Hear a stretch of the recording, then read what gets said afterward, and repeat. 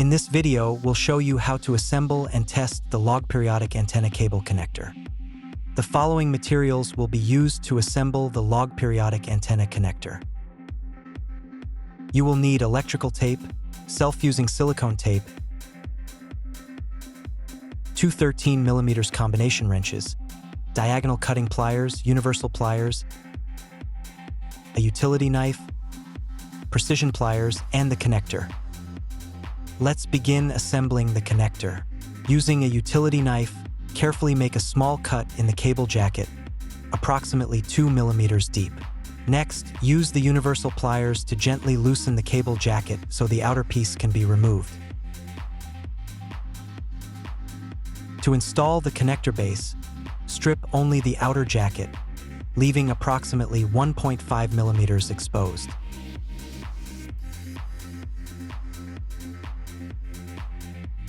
Then strip the center conductor insulation, leaving a few millimeters of the conductor exposed. Once the cable has been properly stripped, trim the center conductor using the precision pliers. Now begin assembling the connector. Install the sealing gasket onto the connector. The cable sealing gasket must fit inside the connector base. Thread the connector base onto the cable by turning it clockwise. The internal threads will grip the cable as you tighten it. Continue threading until the connector reaches the correct position.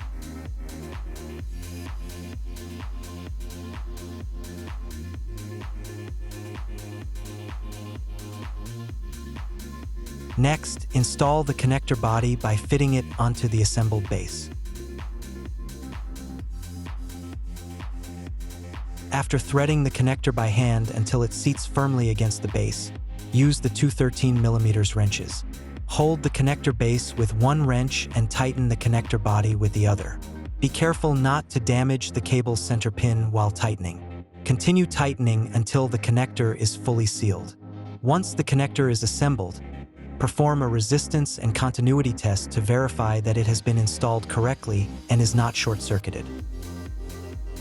To verify that the cable is not short-circuited, use a multimeter set to the continuity mode. First, test the cable shield from one end to the other. Next, test the center conductor from one end to the other. Finally, test between the center conductor and the cable shield. There should be no continuity between the center conductor and the shield. For the shield and center conductor continuity tests, the measured resistance should be close to 0, which corresponds to the cable's normal resistance. This confirms that the connector has been assembled correctly. After the connector has passed all electrical tests, apply self-fusing silicone tape to seal the connector that will remain outside the enclosure. This provides proper insulation and protection against moisture and environmental exposure. The cable assembly is now complete and ready for installation. If you have any questions or need technical assistance, please contact the Intertech Rail team.